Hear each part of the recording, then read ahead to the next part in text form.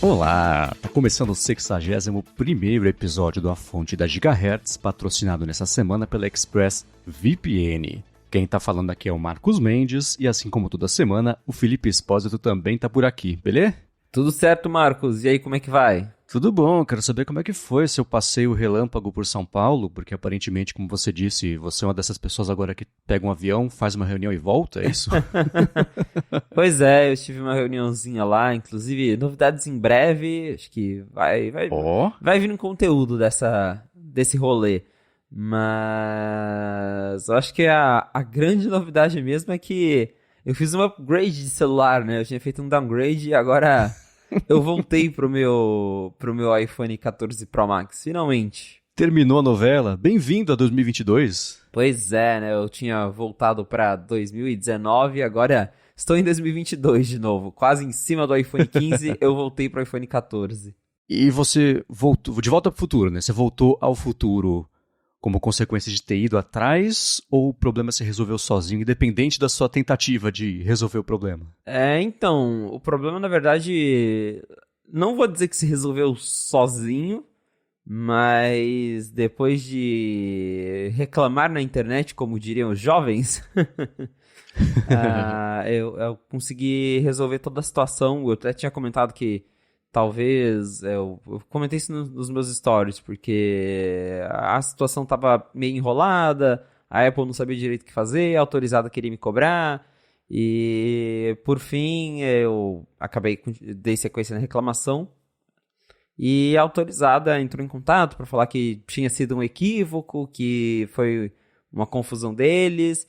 E eles me mandaram aqui mesmo em Londrina um iPhone novo, zeradinho, não tive que pagar nada. Boa! Então ele só não chegou a tempo da minha viagem. Minha viagem estava marcada já. Mas eu não precisei ir lá na Apple Morumbi levar o Celso Russomano. Deu tudo certo. Eles mandaram um iPhone novo para mim. Boa. E agora a readaptação pro upgrade, como é que tá? Porque quando é comigo, assim, se é pra, entre aspas, piorar, se eu volto eu não sinto tanto, mas depois eu pra frente de novo é que nem tirar o promotion e voltar o promotion, por exemplo. Pode ser um dos temas que tenho te chamado a atenção. Mas como é que foi pra você?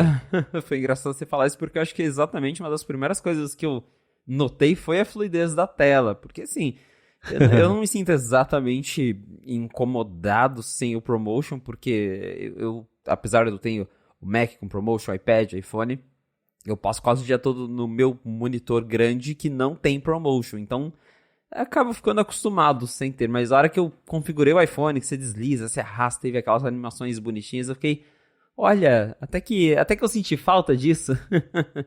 E agora eu já tô ali de novo com a tela. Eu comentei naquele artigo do 95Mac que eu escrevi lá atrás que dava pra ver que a tela do iPhone 11, ela, apesar de ser uma tela bem ok, ela claramente não tinha, por exemplo, o nível de brilho da tela do iPhone 14. Então, todas essas coisinhas eu estava sentindo falta e agora já tá tudo configurado, backup restaurado, tô em casa de novo. Boa, finalmente. Que bom que se resolveu. Tá com cara de que a pessoa que estava responsável por, sei lá, finalizar o processo de conserto do seu iPhone lá na assistência não prestou atenção na categoria que você se enquadrava de Apple Care e falou, não, isso aqui tem que pagar, claro que tem. E aí deu no que deu, né? Vira essa bola de neve. Provavelmente, e até dois asteriscos aqui na nossa conversa. O primeiro é que nosso amigo José Adorno, abraço Adorno, ele foi Abraço, quinta-feira no Adorno. Morumbi, porque ele também quebrou o iPhone dele e ele precisava trocar, e ele tem Apple Care também. A gente assinou junto, inclusive, quando a gente tava lá em Londres. E aí ele levou lá na Apple Morumbi, trocaram pra ele na hora, não perguntaram nada, e ele até questionou, que ele falou, tem um amigo que, né, estão tentando cobrar dele. Aí a Apple falou, olha, a gente aqui não tá sabendo de nada. Então, ele até mencionou lá, né, o Apple Care Services, que é o programa lá que tem parceria com o Itaú, o iPlace. E eles falaram, não, por enquanto, Apple Care Services tem uma política, Apple Care Plus tem outra. Então, provavelmente o que rolou foi uma confusão mesmo da assistência aqui. Só que ao mesmo tempo, fica aí o alerta, né? Se alguém for trocar e tentarem fazer essa cobrança. Porque o que a Apple, no fim das contas, me falou é... A gente não tá cobrando, só que ao mesmo tempo, eles meio que falaram assim, a gente deixa as autorizadas cobrarem o que elas quiserem. Então, assim, é meio complicado, né? Porque eu até falei, porra, mas vocês são a Apple, vocês não podem conversar com a autorizada. Eles falavam, é porque a gente dá autonomia pra eles, então tem coisas que a gente não consegue influenciar. Então, no fim das contas, meu caso foi resolvido. Eu nem sei direito se foi a Apple que conseguiu insistindo, se foi a assistência que viu que eu tava insistindo e voltou atrás, mas foi resolvido. Porém, se alguém passar por esse problema, se você que está ouvindo tiver Apple Care Plus, entre em contato daí com a Apple para ver se eles conseguem resolver para você, porque como eles falaram, eles conseguem resolver as coisas de um jeito diferente das autorizadas. Eles têm, né, é a Apple, então eles têm mais liberdade para flexibilizar ali as coisas. Então, se acontecer com vocês, primeiro, procura a Apple, segundo, procura a gente pra gente dar repercussão para isso. Então, teve toda essa história. E outra coisa que o Lucas Miller mandou pra gente aqui, que ele perguntou se a garantia normal não deveria cobrir o dano de burn-in na tela do meu iPhone 14 Pro. E aqui eu acabei mencionando isso bem rápido, mas meu iPhone ele já estava trincado. O burn-in ele não teve nada a ver, foi um evento à parte, mas o iPhone ele tinha dano físico mesmo. Então, a garantia sim cobriria o burn-in, mas ela não cobriria o dano físico no meu iPhone. Aí a questão é que dano físico entra no Apple Care Plus, em teoria era uma coisa para ser super rápida, porque sempre foi assim, ok, tem Apple Care Plus, vai chegar um iPhone novo em tal dia, ou no caso do Adorno que ele levou lá na Apple Morumbi, deram um novo na hora para ele, mas gerou toda essa confusão, porque eles talvez confundiram lá os planos do Apple Care, e aí tentaram me fazer essa cobrança, mas apesar do estresse, a história teve um final um pouco feliz, e agora tá tudo certo. Boa, esse lance de trincado, eu não lembrava se você tinha comentado, se tinha esquecido. E é curioso, né? Porque se você leva o iPhone para arrumar, mesmo no seu caso, nada a ver, o problema que te gerou a necessidade de ir para assistência não tinha nada a ver com o trinco. Mas para consertar uma coisa, eles têm que necessariamente consertar outra, e às vezes o motivo pelo qual você leva para assistência você tem que pagar pelo outro motivo, para consertar alguma outra coisa. Né? Claro que para quem tem Apple Care Plus não tinha que ser assim. Mas eu já vi mesmo na loja, tava esperando pra... sei lá o que eu tava fazendo na loja da Apple. E aí eu tava escutando um caso na mesa do lado, assim, de atendimento. E o cara falou, a gente vai trocar, mas como a tela tá trincada, a gente vai ter que trocar a tela também. Porque a gente não pode pegar o iPhone com a tela trincada, consertar o que tem dentro e devolver ela trincada aqui, porque não dá. Ou você falar que a gente trincou, ou tem risco da tela trincar ainda mais, estragar. Então tem que arrumar tudo sempre quando você leva pra assistência. E não só o motivo pelo qual você está levando para assistência, que é uma situação curiosa, né? Exatamente. Então, isso que também, né, agravou toda a situação. Provavelmente se fosse só o burn-in na tela, eles teriam substituído na garantia, porque o iPhone 14 ainda não completou um ano. Mas como teve essa questão de ter sido solicitada uma substituição do aparelho por conta ali de um dano físico, aí entrou essa discussão do Apple Care Plus, que por enquanto, parece que foi mais uma confusão da assistência mesmo do que a própria Apple cobrando pela substituição. Total. E sobre burn-in também, eu esperaria escutar assim, não, isso é dano cosmético. Que nem quando, sei lá, o iPhone começou a descascar, que eu acho pior do que um burn-in na tela, porque ainda mais se for um burn-in leve, você só percebeu, por exemplo, porque você colocou, apareceu uma coisa branca na tela e você viu que tinha uma sombrinha que não deveria estar ali, né? Eu lembro dos iPhones... Eram 5, 6, sei lá, que descascavam feio, ficava com aspecto de enferrujado, era o iPhone assim. 5 que descascava bastante. E aí, não, isso é um dano cosmético, isso aí não influencia no uso do aparelho, a gente não vai trocar. O próprio teclado do MacBook, né, levou um ano pra Apple falar, ok, realmente tem um problema aqui, vamos fazer um recall. Então, às vezes a Apple tem dificuldade em admitir que tem um defeito, né, que não é um dano cosmético. Exato, mas que bom que se resolveu isso pra você está aí de volta para o futuro com o seu iPhone 14 Pro, por mais algumas semanas pelo menos, até sair o próximo. Então, né, foi até engraçado, porque eu usei assim, então tive que ir na loja da operadora ontem pra fazer a ativação, passar o SIM de um pro outro, e a pessoa que sempre me atende lá já falou, outubro tá chegando, né? Aí eu falei, daqui a pouco eu tô aí de volta. Muito bem, vamos começar com os follow-ups aqui em relação às últimas semanas. Recebemos, como a gente pediu, né? Recebemos os feedbacks da galera que é time Chavinha, que usa a Chavinha, vai sentir falta da Chavinha. E o Douglas Bride Rosa falou que ele é um feliz usuário da chavinha física de silencioso ali do iPhone. E ele usa, por exemplo, quando quer ouvir ou não os efeitos sonoros de algum jogo mobile. Tá aí um caso de uso que a gente não explorou, né? Não é só o silencioso para quando está trabalhando e quer ficar quieto, mas quando você precisa urgentemente acabar com o som que está saindo do seu iPhone, né? Exato, às vezes você tá até em rede social, Instagram, você esqueceu o som do celular ligado, aí você tá em algum lugar em público, você começa a scrollar e já toca um vídeo assim automático, aí você passa o dedo ali, pronto, acabou o som. Então é bem útil. Claro que com o botão de ação, não sei se esse vai ser o nome, mas vai ter um botão para a gente continuar configurando ali o silencioso, vai dar justamente para alternar isso, né? Então, na teoria, ainda vai ter um botão silencioso, mas eu acho que daí a questão acaba sendo mais o feedback tátil disso e do acesso quando você não está nem olhando para o celular, que é o que a gente comentou. Por exemplo, eu tenho muito costume eu uso meu iPhone sem capa, então eu coloco ele no bolso, aí eu vou entrar num lugar, vou entrar numa reunião, só passo o dedo ali, pronto.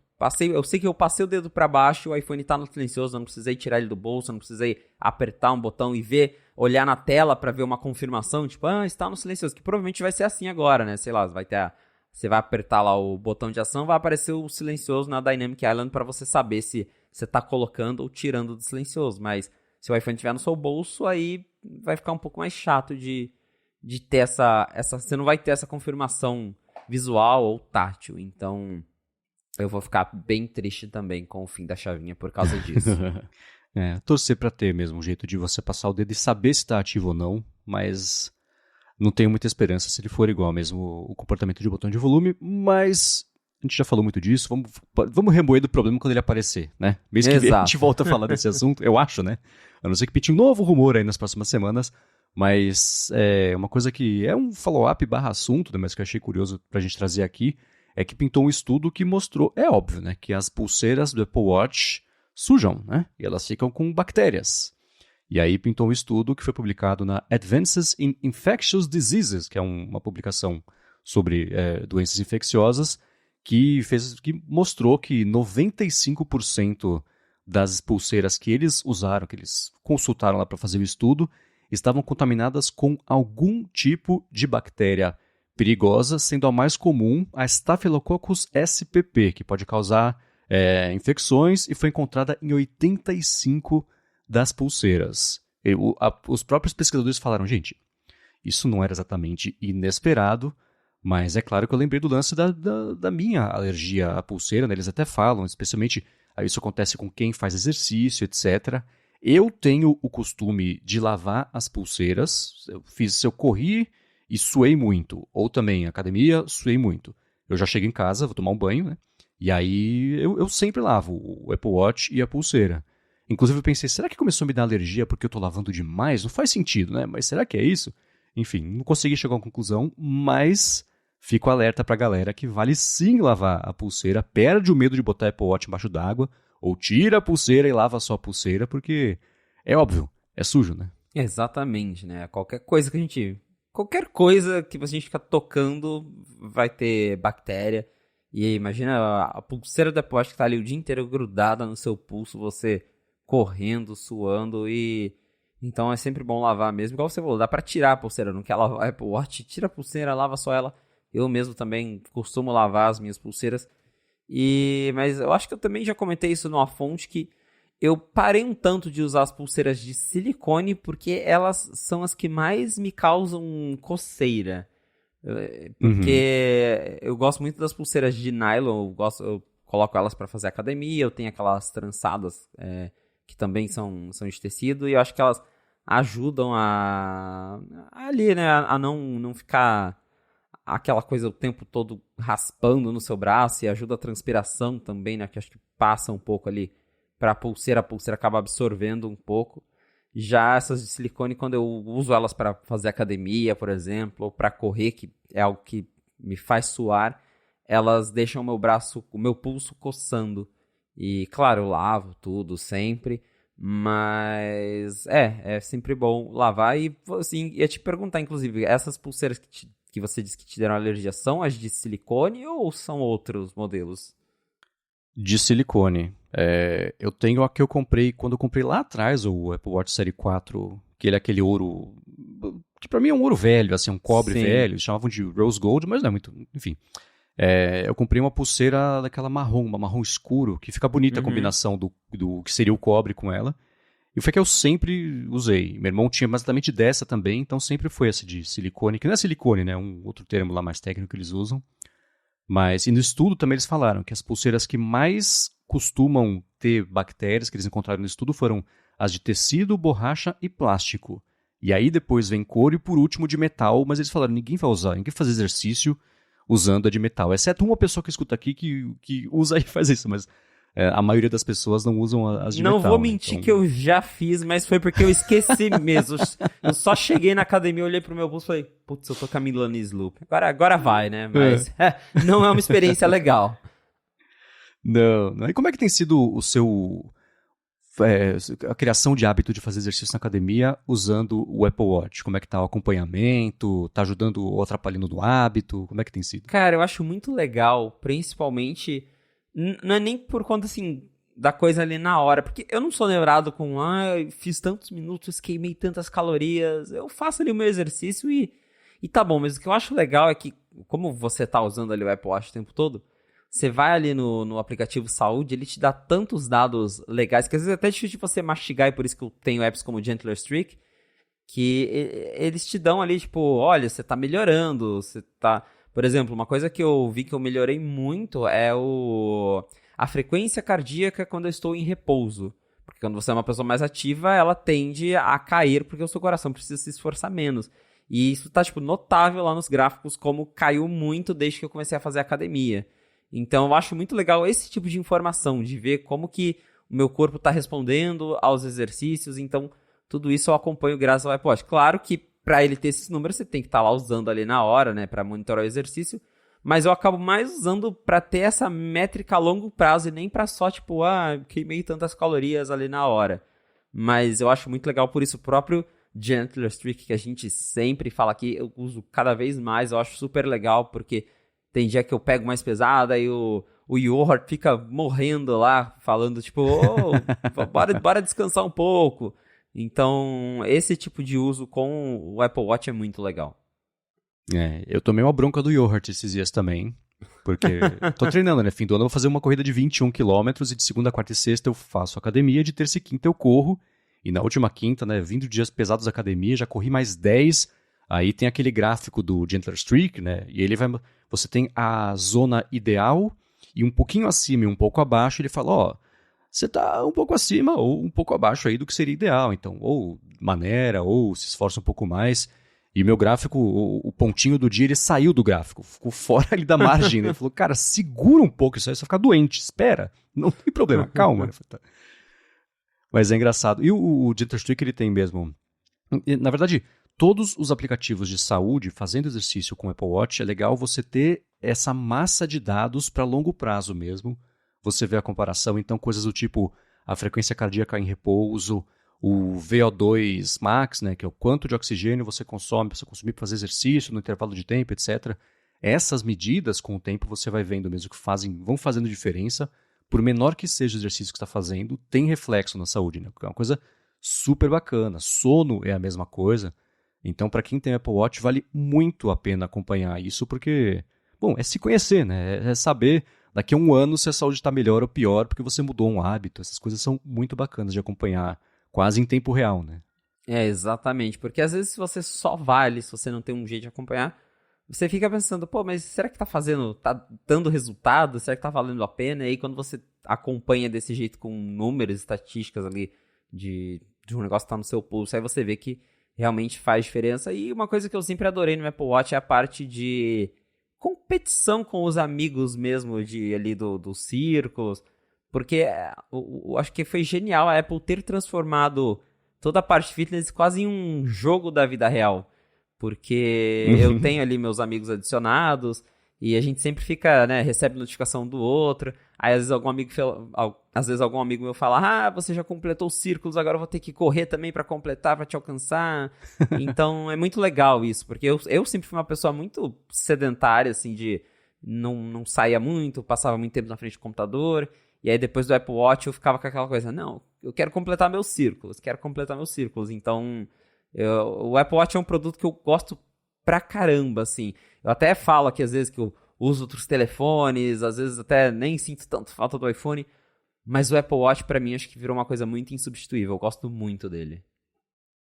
Bacana. Eu tive a noia de completar as argolas por anos, desde de junho de 2015, que foi, ele saiu em abril, e foi na semana da WWDC, eu falei, vou completar essa semana inteira.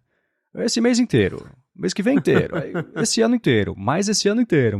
E eu completei todos os dias até dezembro de 2020, que aí eu peguei Covid, aí eu fiquei de cama, e aí eu interrompi a sequência e falei, quer saber?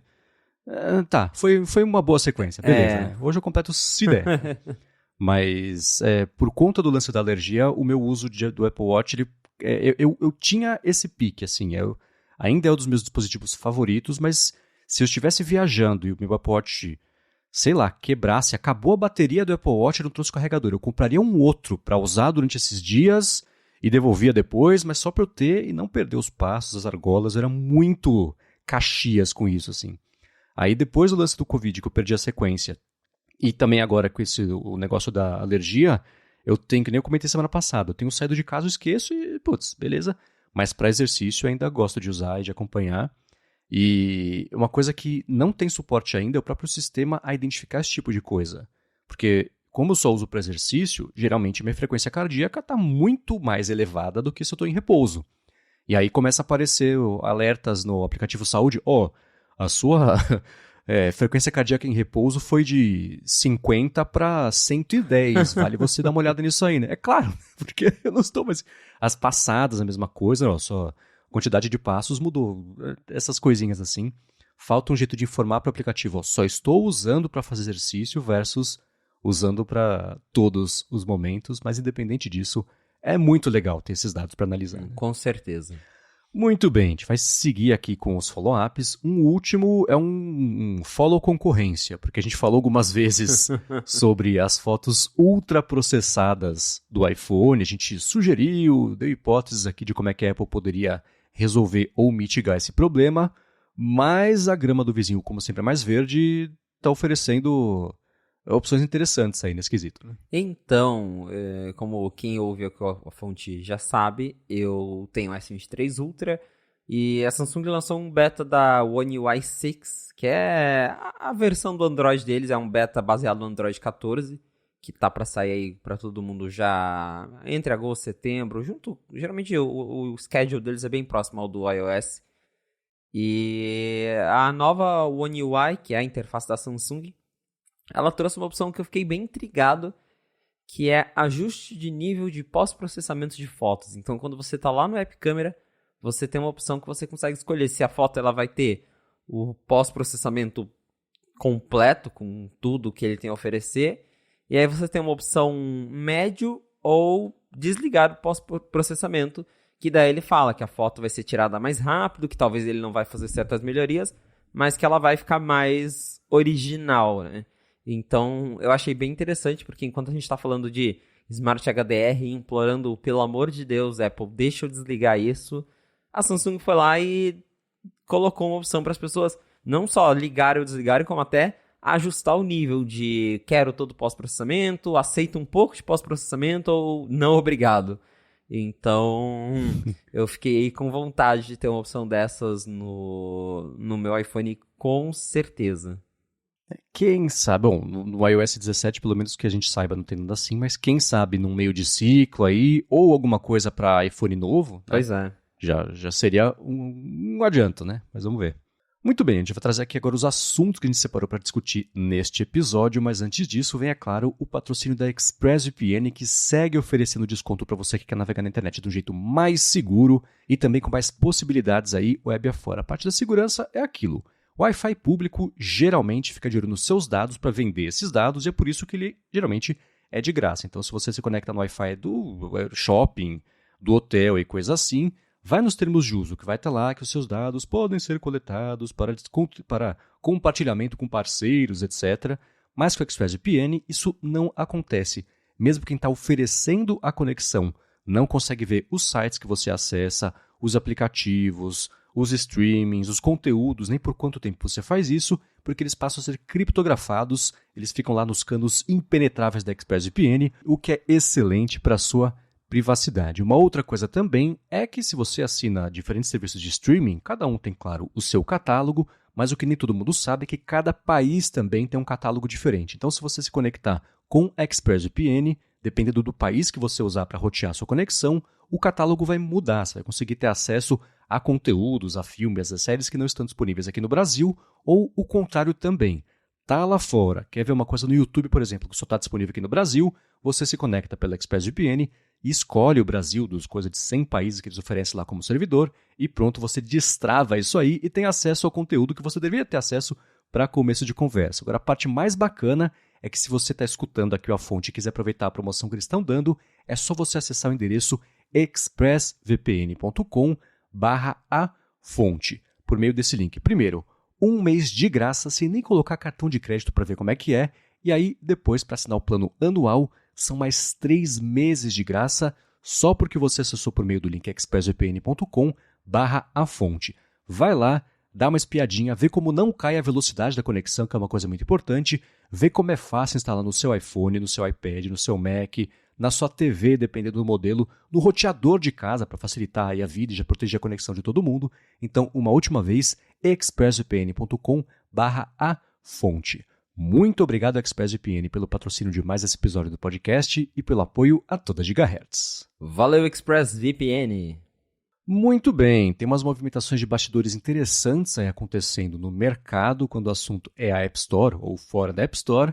E na última semana, o Setapp, que a gente vai explicar já o que é para quem não conhece, começou aí também a se mexer para dizer, escuta, vem novidade interessante por aí envolvendo o Setapp e os iPhones, e eu já vou adiantar que eu achei surpreendente eles terem feito esse anúncio antes da Apple ter falado qualquer coisa a respeito. Quer dizer, quer explicar pra galera o que rolou? Então, eu também fiquei bem surpreso com isso, não esperava. E para quem não conhece o Setapp, basicamente ele é um Netflix de aplicativos. Você paga uma assinatura e você consegue baixar ali vários apps inclusos. O AirBuddy do nosso amigo Guilherme Rambo tá lá no Setapp. Sim. E aí, com a assinatura, ele te disponibiliza ali um catálogo, tem Clean My Mac, tem vários apps legais, a gente já comentou um pouco sobre no Afonte há muito tempo e eu gosto bastante do Setapp. E o resumo da história agora é, com esses, não é nem rumores mais, a União Europeia já passou uma lei que vai forçar as fabricantes de celulares a liberarem o sideloading, que é você instalar aplicativos por fora das lojas padrões. Então, isso basicamente significa que a Apple, em algum momento, vai ter que permitir com que o iPhone tenha uma opção ali de você instalar apps por fora da App Store. Claro que a Apple ainda não anunciou isso, e como a gente já especulou várias vezes, eu acredito que eles vão deixar isso para o último minuto, porque essa lei começa a valer no ano que vem, se eu não me engano, no primeiro semestre aí do ano que vem, então a Apple ainda tem uns meses. Só que o Setapp já foi lá e anunciou, olha, no primeiro dia que a Apple anunciar que o iPhone suporta lojas de terceiros, aplicativos por fora, nós vamos lançar a loja de aplicativos do Setapp para iPhone. E é muito interessante isso porque assim, a gente não sabe nem como que o negócio vai funcionar, como que vai ser o sistema para instalar, mas eles já falaram que estão prontos para isso, que já conversaram com mais de 30 desenvolvedores de aplicativos e que esses desenvolvedores já toparam e vão disponibilizar os apps deles numa loja do Setapp. Então, bem curioso isso, né? Ver que já existe o interesse e apesar do Setapp, acho que, na verdade, não é nem a primeira loja, mas é uma que chama muita atenção. Já tinham outros desenvolvedores de aplicativos sugerindo que eles vão lançar versões por fora da App Store. Porque, por exemplo, o pessoal da Mozilla já falou que tem uma versão do Firefox que vai usar a engine deles e não o WebKit do Safari, que eles estão desenvolvendo para eventualmente lançar essa versão por fora da App Store. O próprio Facebook, a Meta já disse que pretende lançar uma loja de aplicativo deles por fora da App Store. Então, e claro, né, quem iniciou essa discussão toda, o Tim Sweeney da Epic Games, sugeriu lá que o Fortnite vai voltar em breve pro iPhone. Então, com certeza também vai ser uma das primeiras coisas a serem lançadas por fora da App Store. Mas, de novo, é justamente curioso porque a gente não sabe como esse recurso vai funcionar e, pelo que a gente entendeu até agora, vai ser algo limitado só à União Europeia. Então, só lá que os usuários conseguiriam instalar os apps por fora, e em outros países a Apple continuaria restringindo, a menos que ela seja obrigada por lei. Porém, tá aí, né? O Serep chama a atenção justamente por realmente ser já uma loja consolidada de aplicativos, apesar de funcionar ali no modelo de assinatura. Então vai ser bem interessante está sendo já interessante de ver essa movimentação acontecer antes mesmo da Apple fazer algum anúncio oficial. Do lado da Apple, a gente consegue ver que é claro que ela só vai dar território onde ela for obrigada, né? A gente já falou algumas vezes aqui sobre como ela poderia ter se antecipado algumas decisões em países e ter mudado as regras da App Store, mas tá aí, acho que no fim das contas ela sabia que ela seria obrigada de qualquer forma a mudar as regras, então nesse meio tempo, né, olha o quanto ela já faturou entre quando começaram as discussões sobre isso e hoje em dia que nada mudou, né? Quase nada mudou. Foi de 30% para 15% para assinatura com mais de um ano, etc. Teve uma outra flexibilização. Um outro país também está mandando ela fazer alguma coisa, mas ainda assim ela sabia que já que vai ser obrigada a mudar, muda quando for obrigada, que aí o faturamento se mantém. Então eu também acho bastante improvável que ela adote essas regras em outros países do mundo só porque a Europa mandou. Por outro lado, a gente vê várias decisões que são, entre aspas, só para a Europa. Então, o lance de USB-C, o lance da bateria, que a gente acho que nem comentou aqui ainda, que a gente pode comentar aproveitando esse assunto todo, né, que a Europa vai obrigar os fabricantes de telefone a basicamente oferecerem baterias facilmente substituíveis. Então, não é exatamente isso, mas volta à época do telefone atrás, que tá a tampinha, que você tira a tampinha, tira a bateria, que para carregar você tinha que usar um carregador, né? Uma coisa meio maluca. Então, esse lance também da App Store. Então, a gente vê, aos pouquinhos, a Europa obrigando não só a Apple, mas o mercado de telefones a terem uma operação completamente diferente, incluindo do hardware, né? Então, a gente pode ou, para a Apple, não sei, economizar custos, entre aspas, fazer um iPhone no mundo inteiro que vai ter a bateria substituível e essa parte toda, ou ele ser um produto diferente mesmo. O iPhone europeu vai ser desse jeito versus o iPhone do resto do mundo. E aí, conforme as leis forem sendo aprovadas, ela vai expandindo esse iPhone europeu para outros países, né? De qualquer forma, o que a gente sabe é que o mercado daqui a uns 2, 3 anos está bem diferente do que a gente tem visto nos últimos anos. E, de novo, me surpreendeu o setup já começar a fazer esse barulho. É um trabalho de marketing, e eu uso marketing aqui não daquele jeito que fala, isso é uma jogada de marketing para enganar, mas não, eles estão fazendo um trabalho de se mercadar, né? De se colocar no mercado e já fazer um barulho e acostumar o pessoal do iPhone que não necessariamente conheça o setup no mundo do Mac, que eles são muito mais fortes, afinal eles estão no mundo do Mac e não exatamente no mundo dos iPhones. E é interessante você ver eles falando assim, gente, aqui está um formulário para você candidatar o seu aplicativo a fazer parte da nossa App Store, basicamente. O que quer dizer o quê?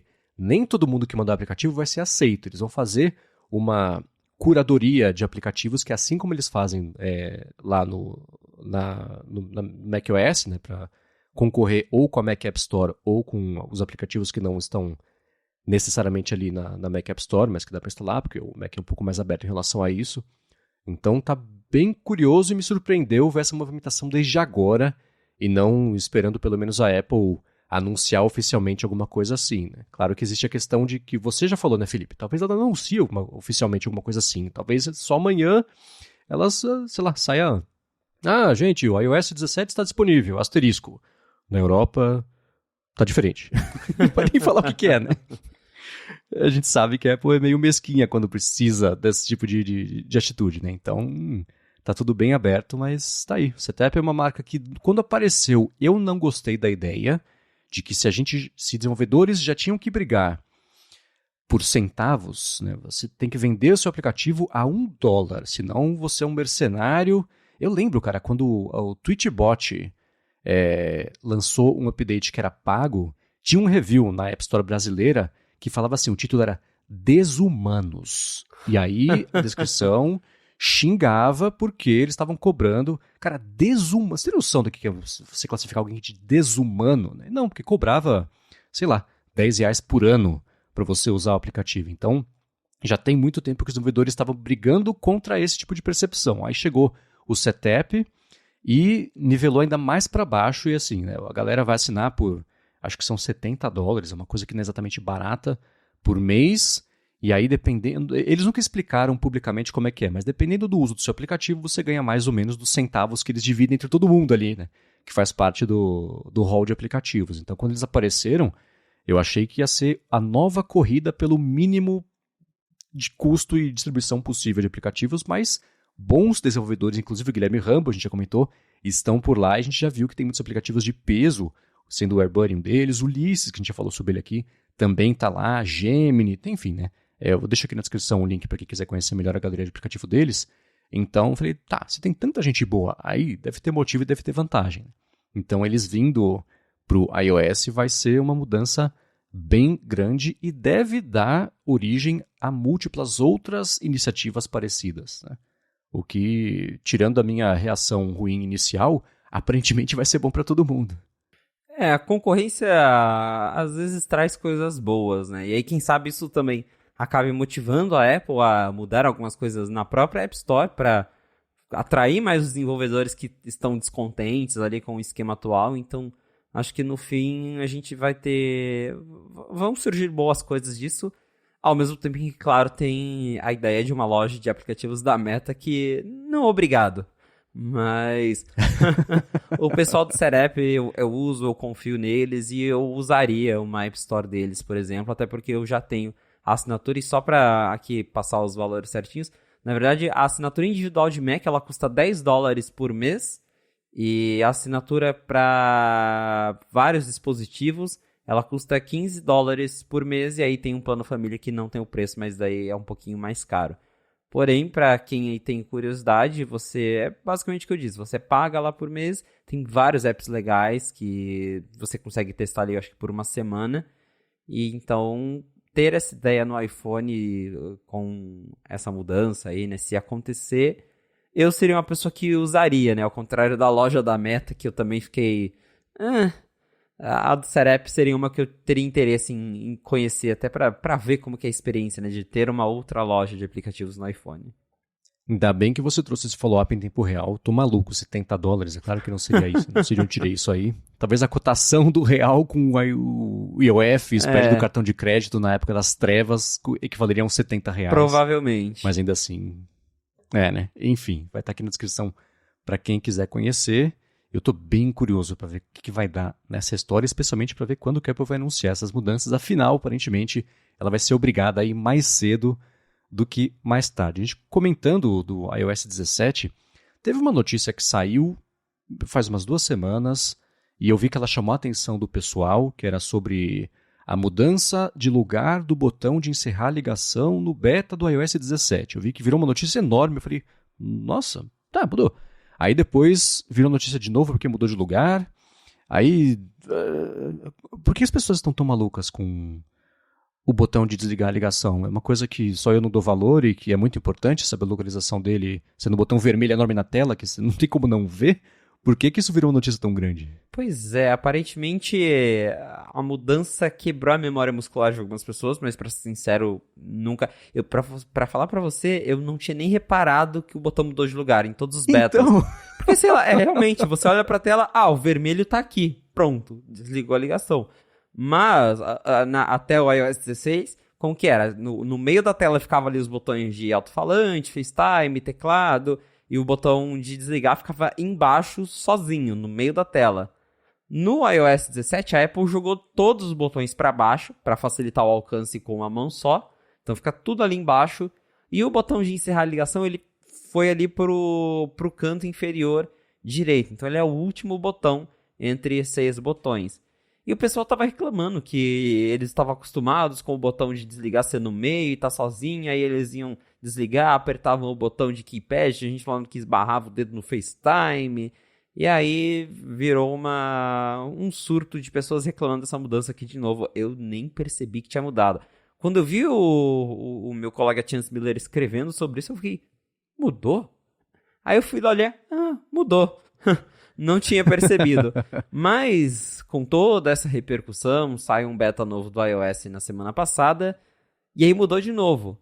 A Apple voltou a centralizar o botão de encerrar a ligação no meio. Todos continuam para baixo, ele não está mais sozinho, porém o botão de encerrar está na posição que ele costumava estar. Então, quando o iOS 17 chegar para todo mundo, as mudanças serão menos drásticas. Mas para você ver, né, pra gente... essa mudança não significou muita coisa, mas pra uma galera aí o pessoal tava perdendo os cabelos porque o botão de desligar a chamada mudou de lugar. Eu passei pela mesma experiência, porque teve uma tarde, a Larissa me ligou, eu atendi, a gente conversou, eu desliguei. E sabe quando um pedaço do cérebro fala assim, nossa, teve alguma coisa diferente sobre esse... Algo mudou, mas deixa, né? E não refleti sobre isso. Aí saiu a notícia, o beta do iOS 17 troca o botão desligar de lugar. Eu falei, nossa, é verdade, mudou, né? Então eu tive essa experiência também, né? Assim, não é só que ele mudou de lugar, mas foram todos os botões para baixo. A Apple juntou 2 botões que foram de contatos e adicionar ligação. Aparentemente é uma coisa chamada adicionar agora, para ter um espaço a mais agora, um espaço sobrando para colocar esse botão de desligar, mas depois dessa rejeição do pessoal pelo botão na direita embaixo, ele agora está embaixo ao centro, para quem estava sentindo falta. Então, no fim das contas, mesmo agora, a diferença está em todos os outros botões em volta que estavam no centro da tela, agora eles estão na porção ali de baixo. Mas, até que a Apple mude de ideia de novo, o botão de desligar segue agora no mesmo lugar. Eu vou deixar na descrição aqui o link para quem quiser matar a curiosidade e ver como é que está ficando. Agora, uma outra notícia que pintou aí nas últimas semanas, e essa é de uma história longa, né? Vai fazer 10 anos aí que tá o tal do Project Titan, que é o projeto de carro da Apple.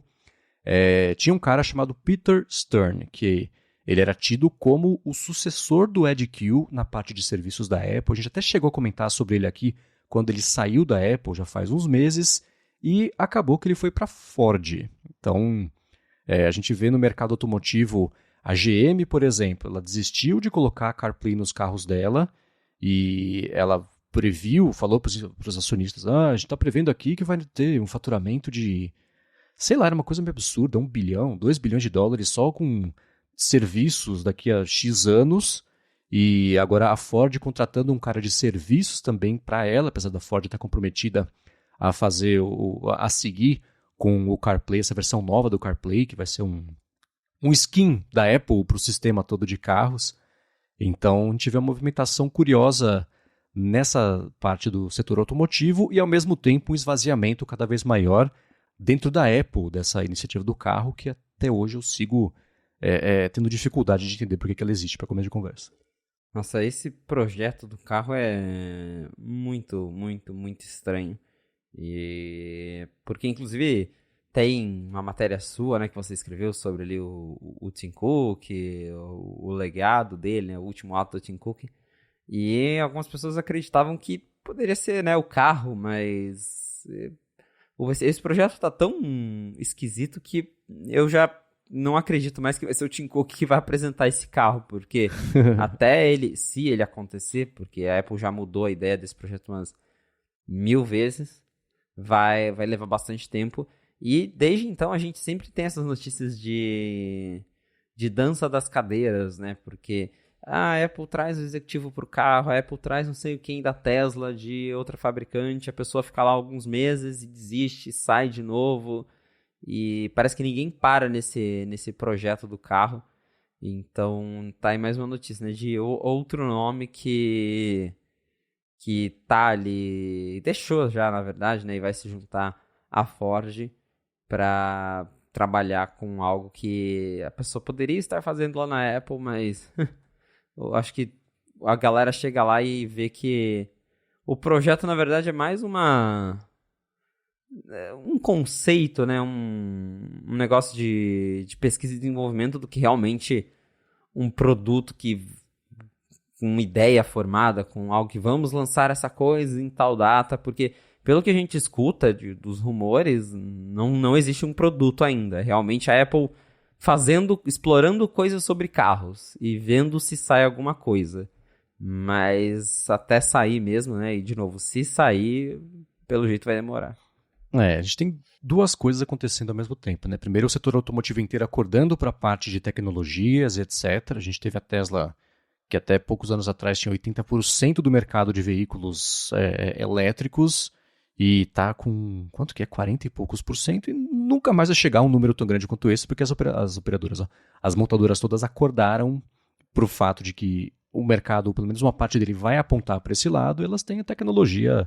Agora estão conseguindo ter as tecnologias que a Tesla desenvolveu lá atrás, né? Então, e a Apple sendo uma delas, me impressiona que ela dormiu no ponto, porque hoje, se ela tivesse entrado nesse mercado, sei lá, você começou o projeto em 2014, que lançasse o carro em 2018, seria um cenário bem diferente do que hoje em dia, com muito mais concorrência, né? Ela estaria brigando praticamente sozinha com a Tesla no mercado de carros autônomos, se essa fosse a intenção dela. Nunca ficou claro, nem para a Apple, na verdade, né? Se ela queria lançar um carro, se era um serviço, se era um carro para o pessoal comprar, se era um carro tipo Uber autônomo, que você chama ele, você entra no carro, ele tem o seu iCloud para você poder consumir sua música, ver seu filme e ser uma sala móvel confortável para te levar de um lado para o outro. Ao mesmo tempo, o projeto do CarPlay, CarPlay, né? Teve a primeira versão que era só a telinha, e a Apple anunciou faz uns 2 anos esse CarPlay, ou 1 ano talvez, totalmente customizado do carro inteiro, para o painel e etc, e que até agora nada, né? E o projeto lá, a Apple desaposentou o Bob Mansfield, que era um cara que ele foi diretor, vice-presidente sênior de tecnologia da Apple, aí se aposentou, aí desaposentou o cara para ele cuidar do lance do carro também. É uma porta giratória tremenda essa divisão da Apple, porque entra gente, sai gente, vai da Tesla para a GM, da GM para a Ford, da Ford volta para a Apple, e depois sai, vai para outro lugar. Então esse é um projeto que está bem confuso. E a minha impressão é que a Apple perdeu o timing de fazer alguma coisa relevante nesse mercado. Já era estranho pensar nela virando uma montadora. Ainda mais pensando que cada país tem uma regulação muito específica sobre direção, especialmente direção autônoma, regulamentação também sobre a parte eletrificada de carros. E se a Apple quisesse fazer uma coisa relevante nesse mercado, teria que vender na maior quantidade possível de países. Já não tem como fazer uma coisa dessa, especialmente se o carro for ser um carro dela, que não vai ser um carro de $20 mil, de $50 mil, de $80 mil, de $200 mil. Vai ser muito mais caro. E se falou do Tim Cook, nesse texto que eu publiquei, eu vou deixar o link na descrição aqui do Mac Magazine, eu comento que carro nem é o lance do Tim Cook. É o lance do Edge Q, que está no painel da Ferrari, por exemplo, e tem uma coleção grande de carros. É o lance do Phil Schiller, que também sempre foi o cara dos carros, da corrida, e também tem uma coleção de carros. Lance do Johnny Ive, tem lá seu Aston Martin. O Johnny Ive quase morreu no acidente de carro faz uns anos aí, e também tem um lance grande com carro. Então, da maior parte do alto escalão da Apple, o Tim Cook é o cara menos automotivo que tem, né? Então, o que eu defendi no texto é que a gente está vendo. O Tim Cook já falou isso. Há 2 anos, ele disse que não passaria mais 10 anos no cargo de CEO da Apple. Então ele tem uma escolha a fazer. Ele sai depois do lançamento do Apple Vision, que é um produto que, para todos os efeitos, pode não ser um sucesso, mas vai fazer barulho, ele pode apostar o legado dele nisso aí, ou esperar mais 6 anos para lançar algo no mundo dos carros, que pode ou não ser um carro, que pode ou não dar certo. A minha impressão, né, é que vale mais a pena ele sair por cima com o lançamento do Apple Vision Pro, missão cumprida. Eu fiz o negócio, ajudei o desenvolvimento e lancei, do que esperar para ver o que fazer com esse negócio do carro. Se é que ele vai sair mesmo em 2026, como disse o Mark Gurman, se é que ele vai sair mesmo para começo de conversa, não vai ser cancelado, não vai virar outra coisa, né? Então essa movimentação de bastidores constante e frequente aí dentro da Apple para a iniciativa do carro mostra que ninguém sabe exatamente onde eles vão chegar com isso. E você vê agora as outras montadoras contratando gente ou diretamente saindo da Apple, ou gente que saiu da Apple porque não queria mais lidar com isso.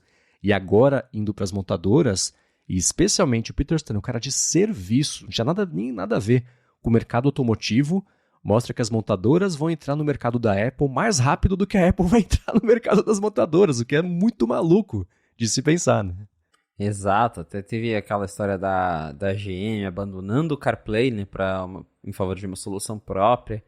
E ao mesmo tempo você comentou também sobre como seria para a Apple entrar nesse mercado. E realmente, o Apple Vision, que é um device eletrônico, só vai ser lançado nos Estados Unidos porque já envolve, né, a questão das lentes, a parceria, que é uma coisa que a Apple vai ter que tratar de uma logística diferente em cada país que ela lançar. Então é um produto que ela não vai conseguir lançar em vários lugares de uma vez só. A gente geralmente está acostumado a ver lançamentos da Apple, pelo menos ali em 5 países, nos Estados Unidos, Canadá, no Japão, algum lugar da Europa.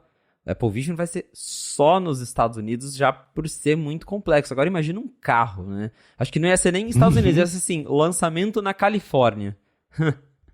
Então, realmente, é muito... Eu, particularmente, tenho muita dificuldade em ver esse projeto de um carro da Apple indo pra frente como um carro mesmo. Um veículo que você vai lá e pode comprar numa concessionária.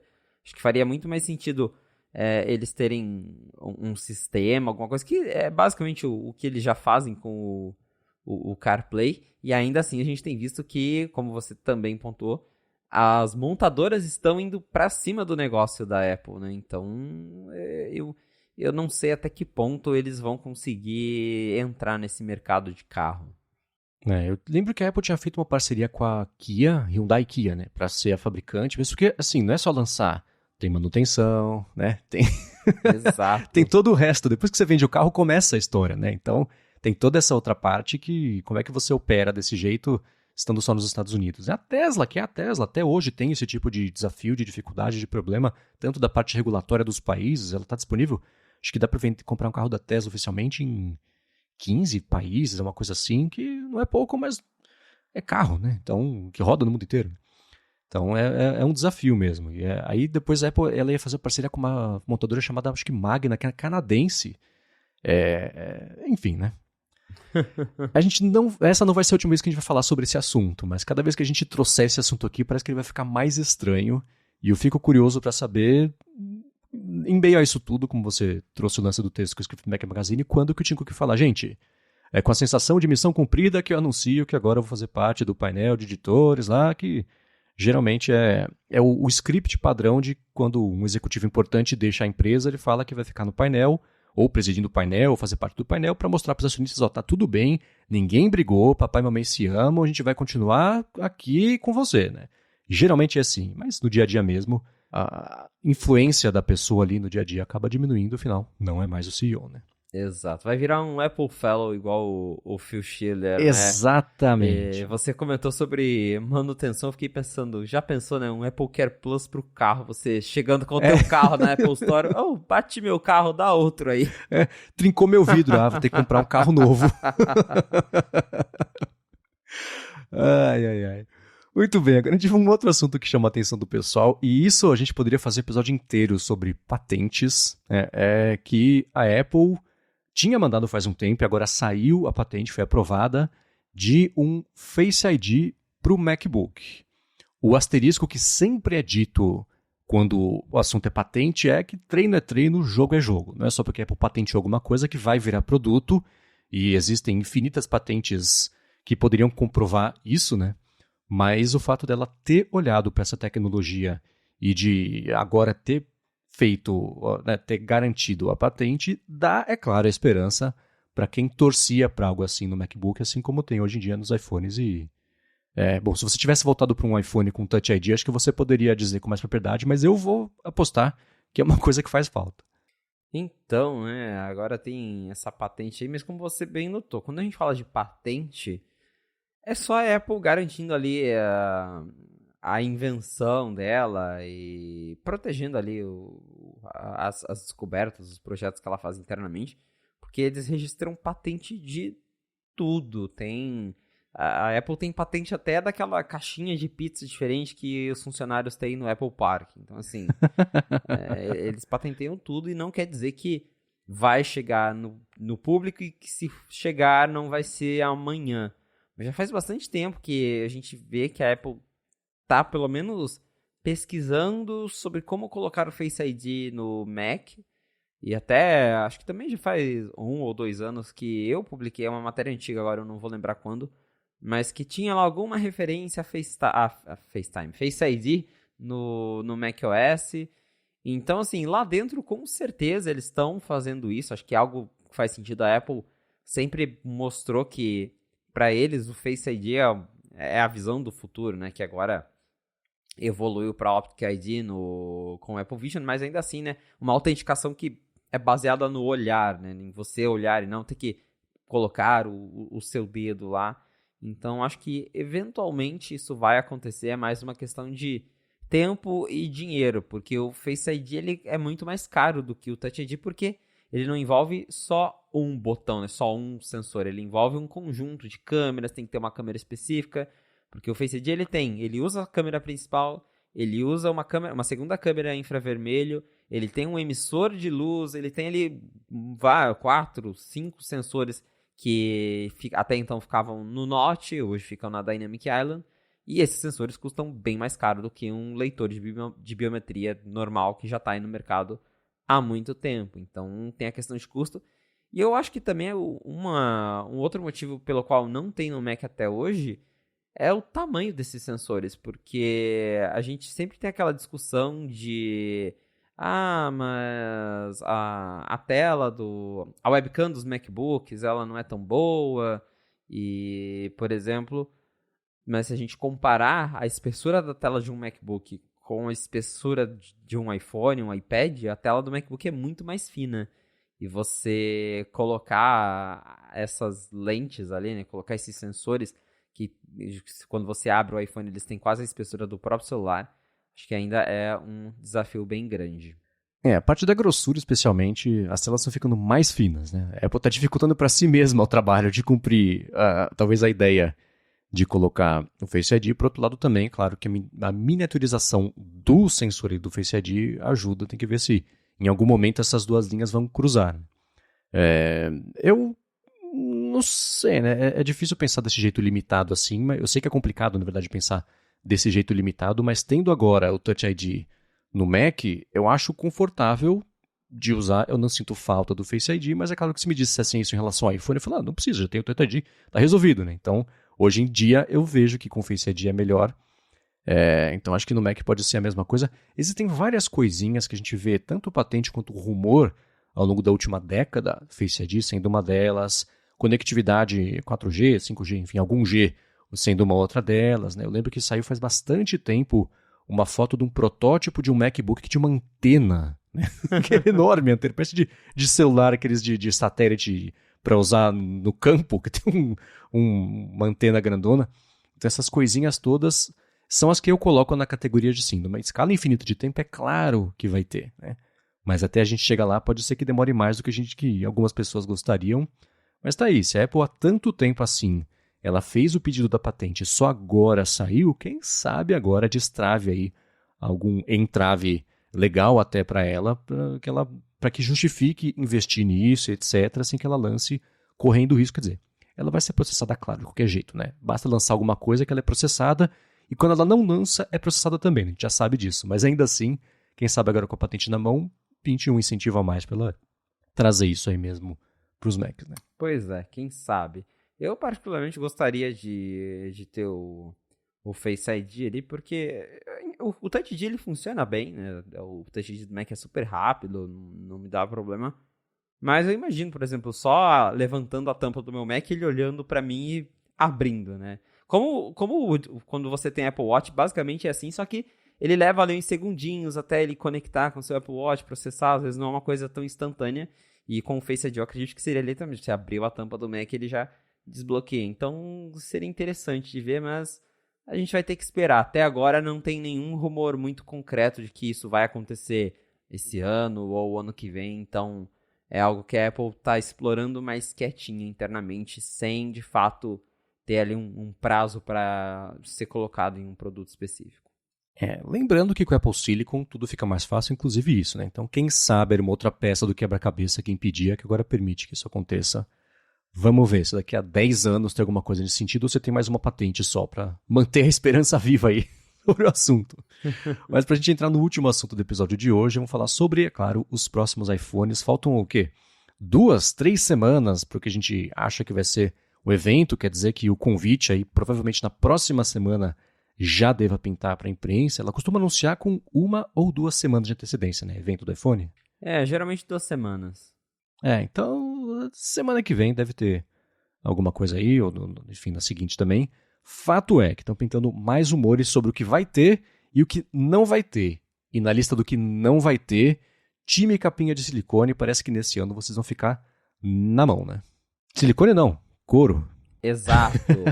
Saiu uma notícia que até o pessoal do 95Mac escutou também de uma fonte, que é o tipo de notícia estranho, mas que ao mesmo tempo eu não duvido, porque parece que a Apple vai desistir de fazer capinha de couro pro iPhone. Segundo essa fonte aí, a Apple vai fazer apenas capas de silicone. Ela vai desistir do couro. E, por um lado, é um pouco estranho, porque a gente está acostumado já com as capinhas de couro. Eu lembro que a primeira vez que a Apple fez, tirando a bumper do iPhone 4, a primeira vez que a Apple fez uma capinha mesmo pro iPhone foi com o iPhone 5S e ela era de couro. A de silicone acho que só veio no iPhone 6 ou no 6S, até então a Apple só fazia cases de couro. E segundo esse rumor, a Apple talvez deixaria de fazer essas capinhas de couro. Eu não saberia dizer o motivo, mas ao mesmo tempo, quando a gente pensa, né, sobre couro, você fabricar acessórios de couro, eles, até a matéria fala isso, eles envolvem ali você usar um processo de fabricação que tem mais impacto no meio ambiente, a fabricação do couro ela é mais agressiva, sem contar que ali a gente está falando de couro mesmo, né? Então tem toda a questão animal. Então a Apple, por ser essa empresa verde, talvez esteja repensando isso de vamos ficar só no silicone, ou quem sabe substituir por um outro material, né? A gente sabe que existe couro vegano, todas essas coisas, então pode ser isso também, né? Mas saiu aí essa reportagem dizendo que a Apple vai desistir das capinhas de couro. Eu não uso muito capinha por causa do Apple Care, mas quando eu resolvo, de vez em quando, falar, vou colocar uma capinha no celular, eu tenho uma de couro aqui porque eu acho que fica mais elegante do que as de silicone. Eu gosto, também acho, eu prefiro, se eu fosse usar a mesma coisa, se eu fosse usar seria de couro, porque eu acho o acabamento mais bonito, a textura mais bonita, é mais classudo, isso, claro, entra na conta também. Mas quando pintou essa notícia, o que eu pensei foi justamente a questão ambiental. Pode ser que seja algo que imite couro, que não seja couro de verdade, e aí o telefone sem fio vira que não vai mais ter de couro. O que é verdade, mas na prática pode ser que não seja isso, né? Porque dá para cobrar mais por essas capas, justamente por elas serem mais classudas do que as de silicone. Tem a vantagem que a gente comentou no começo do episódio, né? Que as de couro, a pulseira de couro do Apple Watch tem menos bactérias do que as de silicone, então isso pode entrar na conta também para algumas pessoas. A verdade é que todas elas para a Apple fazer são muito, muito, muito baratas. E dá para saber disso, especialmente, por exemplo, se você for em qualquer uma dessas AliExpress da vida, essas lojas de sites que vendem coisa direto da China, se você comprar uma capinha que é tipo da Apple, quando chegar você vai ver na caixa, fabricar, designed by Apple em Califórnia, é a mesma fábrica. A diferença é que eles não colocam lá o loginho da Apple atrás. É o mesmo chinês que faz as duas, né? A diferença é que um é feito durante o dia e outro durante a noite quando a fábrica não está sendo usada para coisas da Apple, né? Basicamente isso. Então, a gente sabe que a própria Apple já falou, mercado de acessórios. Eu lembro que o Steve Jobs, no evento de iPod, que eles anunciaram as meias de iPod, que ele falou, gente, acessório é ridículo, né? Esse povo ganha mais dinheiro do que a gente com os produtos. Então, acessório é um mercado muito bom, muito lucrativo. Então, eu estranho não existir mais a opção de comprar, pelo menos oficialmente, da Apple, os cases de couro. Então, eu apostaria, mas não muito, mas eu tendo a pensar que a gente vai ter algo como o couro, mas que não vai ser o couro mesmo, de verdade, por conta da questão ambiental. E olhando para trás, assim, não faz nem sentido a Apple vender pele de bicho, né, para enrolar o iPhone, sendo ela tão atenta a questões ambientais, né? Eu também aposto nisso, de que a gente vai ter uma substituição do couro e não o fim de uma outra categoria premium de capinhas da Apple. Exato. Agora, uma outra notícia que pintou, e essa sim deve preocupar a Apple, na verdade vem preocupando o mercado inteiro de telefones, vieram duas ao mesmo tempo. A primeira de um analista que fez a previsão de que a Apple vai cortar a produção dos iPhones 15 à frente até do anúncio oficial. Isso você pode dar bem mais detalhes porque a matéria foi sua lá no 95 Mac.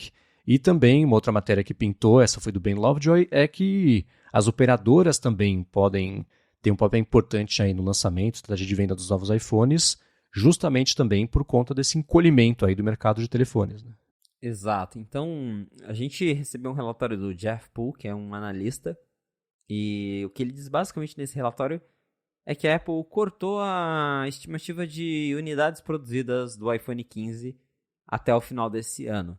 Então, segundo ele, a Apple estimava produzir cerca de 83 milhões de unidades do iPhone 15, considerando a família inteira, e agora ela cortou esse número para 77 milhões. Então, a gente está falando de 6 milhões a menos de unidades, que ao mesmo tempo em que não é um número grande, são 6 milhões. Então, claro, a Apple ainda espera pelo menos fabricar esses 77 milhões e, claro, espera vender esses 77 milhões.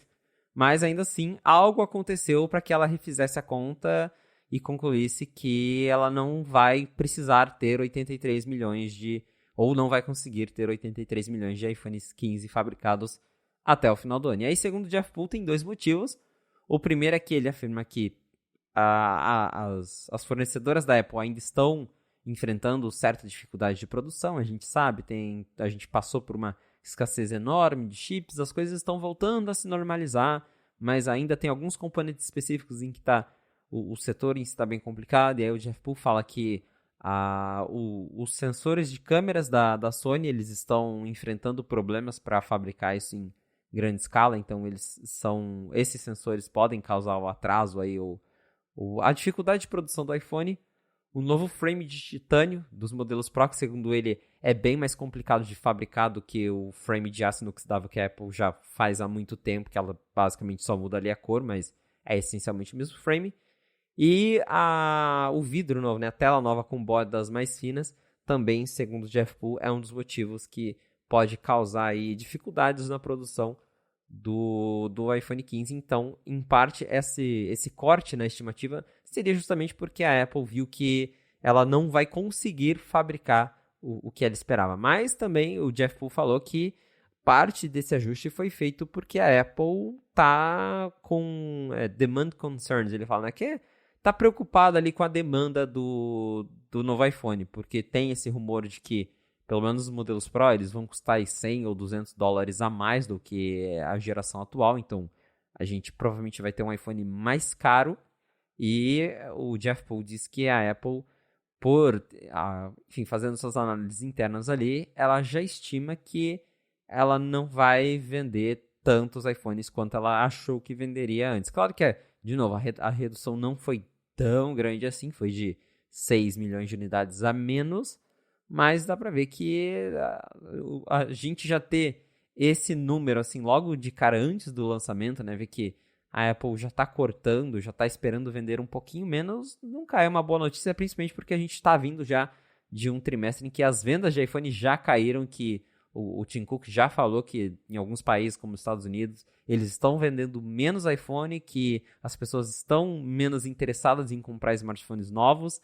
E aí você soma isso com o iPhone ficando mais caro, e aí vem a segunda notícia, que veio da Bloomberg, reportada ali no 95 Mac pelo Ben Lovejoy, que as operadoras, pelo menos as operadoras dos Estados Unidos, já estão ali se movimentando para oferecerem descontos agressivos no iPhone 15, justamente porque a Apple está aumentando os preços do iPhone, supostamente, no momento em que ninguém quer saber de trocar de celular todo ano ou a cada 2 anos. As pessoas estão cada vez mais satisfeitas com o celular que elas têm e o celular vai ficando mais caro, então na lista de prioridades o celular vai caindo, né? E aí a gente tem essa informação de que as operadoras provavelmente vão oferecer descontos bem agressivos para ver se a galera compra, porque parece que se depender da Apple, a ideia é mais deixar mais caro para compensar, tipo, vai vender menos, então vamos deixar mais caro e vamos manter ali a mesma margem de lucro que a gente tem. Vamos ver quais serão as cenas dos próximos capítulos,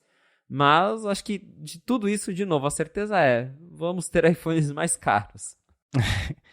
É curioso pensar que a Apple está prevendo uma queda de preço, sendo que o aumento de preço é uma decisão dela, e a matemática se a gente aumentar em $200, quantos a gente tem que vender para compensar o aumento de preço versus o risco de a gente perder vendas, né? Aí no fim das contas você vai faturar mais ou menos, depende de quantas pessoas desistirem de comprar porque você aumentou o preço versus quanto de preço a mais gerou dinheiro a mais, né? Então, esse é o equilíbrio mágico que toda empresa, na verdade, tem que enfrentar esse desafio de encontrar o preço ideal.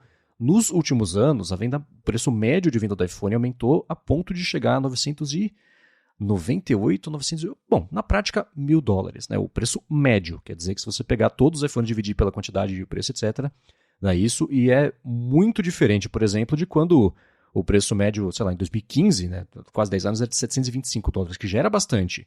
Mas ainda assim ela conseguiu quase dobrar esse valor no intervalo de 10 anos.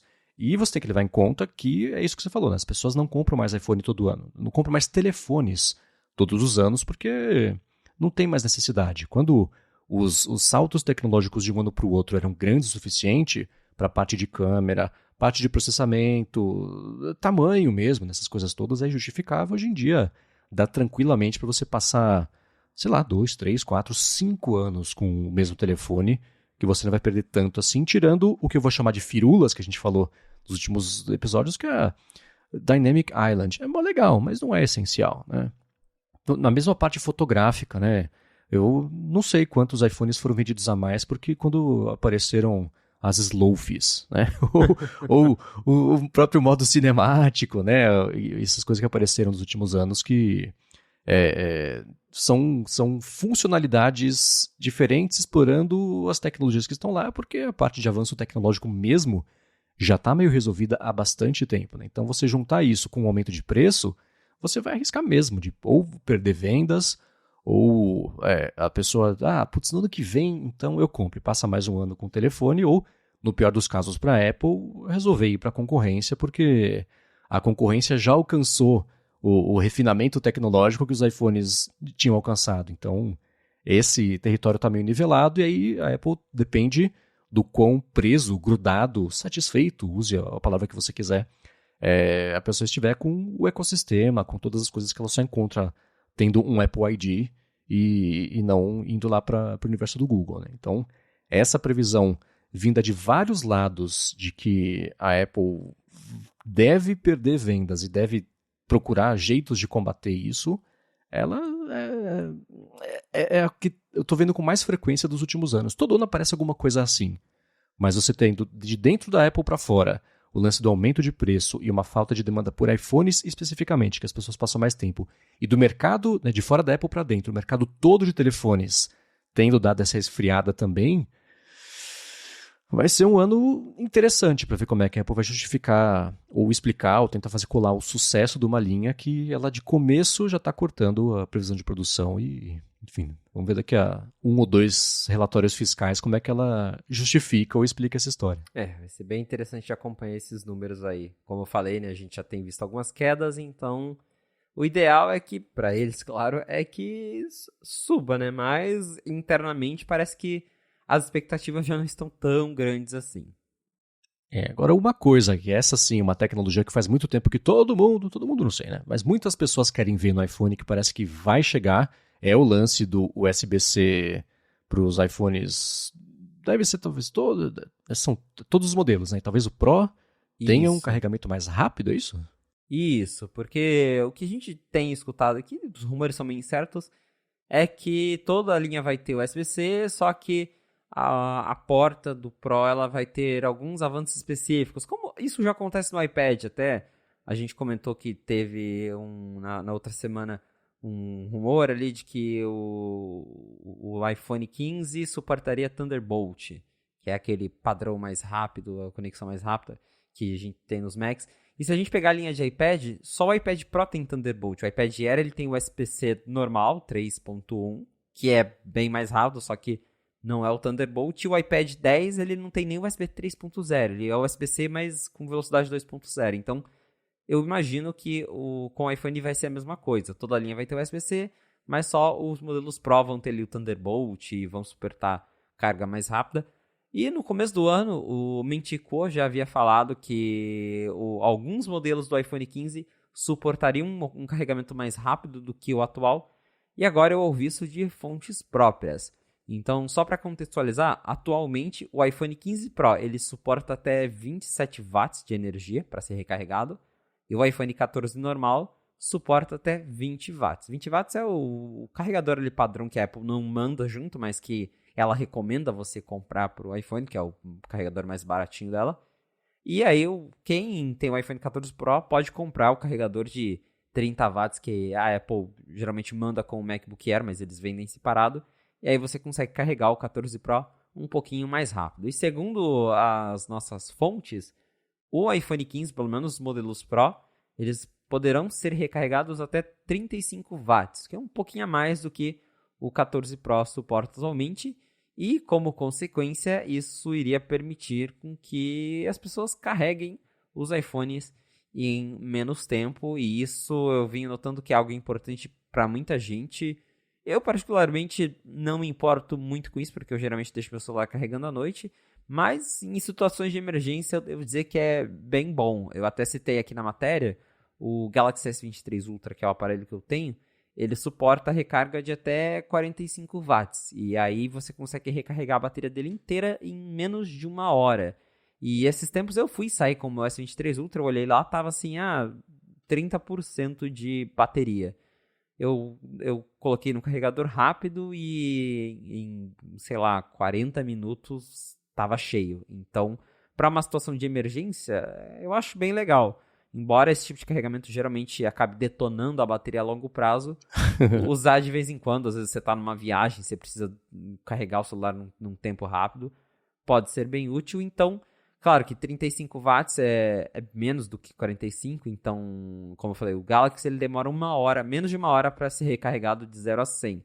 Então eu diria que, como hoje, segundo aí estimativas, leva cerca de 2 horas para você carregar um iPhone 14 Pro, talvez ele vai recarregar em 1 hora e meia, alguma coisa assim. Então, para quem precisa desse tipo de recurso, vai ser um avanço bem legal. Mas, claro que, de novo, vale lembrar, a Apple não manda carregador na caixa. Então, assim, o iPhone vai suportar a tecnologia, mas você vai ter que comprar o seu carregador rápido e ele não vai vir incluso na caixa. A não ser no Brasil, né? Vai que a Apple resolve finalmente mudar de ideia no Brasil, né? Por enquanto, parece que não, mas...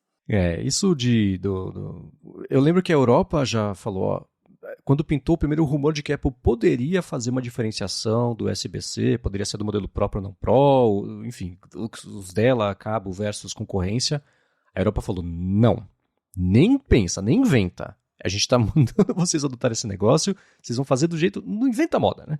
Aí agora começa a pintar os rumores de que de fato vai ter moda inventada nesse caso, e isso da recarga rápida. Do lado da Apple dá para entender porque, cara, com bateria não se brinca, né? Se a pessoa compra um carregador mequetrefe ou troca a bateria por uma que não é... Vai numa lojinha de fundo de quintal e troca por alguma bateria, aí a hora que estoura, quando vira notícia, fala assim, orelha de usuário arrancada por iPhone que explodiu. Não vai entrar no detalhe se a bateria estava certa, se o carregador que a pessoa comprou por R$3, né? Então, esse é o tipo de... Com isso não se brinca, né?